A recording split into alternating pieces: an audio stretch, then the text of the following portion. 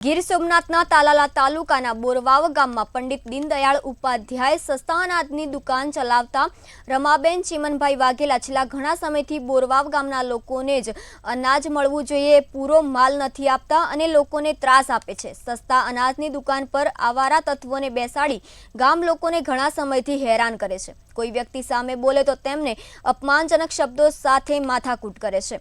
બોરવાવ ગામના સરપંચ ભરતભાઈ વાદી અને સમસ્ત ગામના ભાઈઓ બહેનોએ મળી આજ રોજ વિશાળ સંખ્યા સાથે તાલાલા મામલતદાર સાહેબને રમાબેનનું તાત્કાલિક લાયસન્સ રદ કરાવવા આવેદન આપ્યું હતું।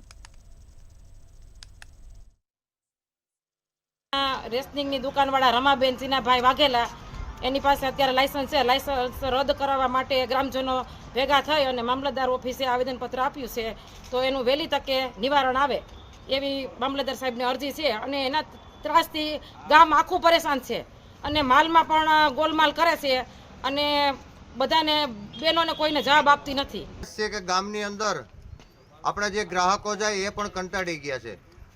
પ્લસ બીજી વસ્તુ એ કે જે એના ઘરવાળા છે રૂપસિંહ ને આજે ગામની અંદર વ્યાજે પૈસા ફેરવી અને નાના માણસોને દબાવે છે અને ઘરની અંદર આવી અને દરવાજા તોડીને રાતે 2-3 વાગે હુમલાઓ કરે છે અને એને મારે છે।